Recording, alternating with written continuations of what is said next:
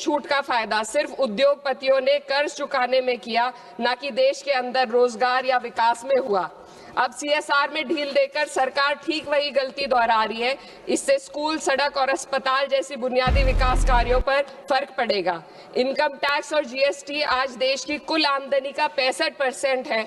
नौकर पेशे और मध्यम वर्ग आज देश को चला रहे हैं। वहीं बड़े उद्योगपति जो 2015 में 62% योगदान देते थे, आज मात्र 40% ही दे रहे हैं। ये साफ है, उद्योगपतियों मित्रों को राहत दी जा रही है और आम जनता के लिए आफत बढ़ाई जा रही है।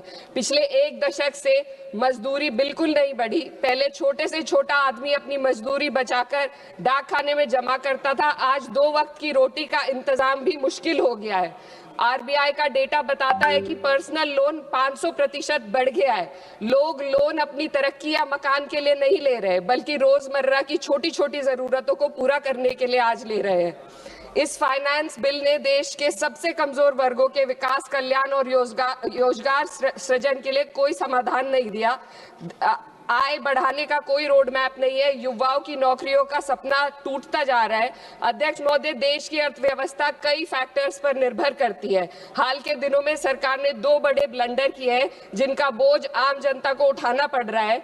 एक हमारी यूएस के साथ जो ट्रेड डील है, और दूसरा विदेश नीति में अमेरिका के सामने जो हमारा आत्मसमर्पण है।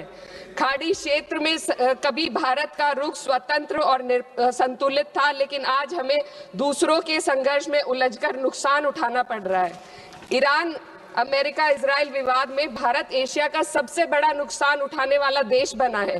चीन सस्ता तेल लेकर अपने नागरिकों को राहत दे रहा है, जबकि हमारे यहाँ एलपीजी और पेट्रोल की कीमतें लगातार बढ़ती जा रही है। ईरान जैसे पुराने मित्र के कठिन समय में हम खुलकर समर्थन नहीं कर सके और आज गैस आपूर्ति के लिए बार बार अनुरोध करना पड़ रहा है। विदेश नीति साहस और स्पष्टता से चलती है। इसको ईरान के शहीद supreme leader Ayatollah Ali Khamenei ji ने अपनी शहादत से साबित किया। 36 साल की उम्र के लीडर ने कभी 56 इंच की छाती का दावा नहीं किया, बल्कि जब जरूरत पड़ी तो अमेरिका के सामने झुकने की बजाय उन्होंने शहादत को गले लगाना पसंद किया।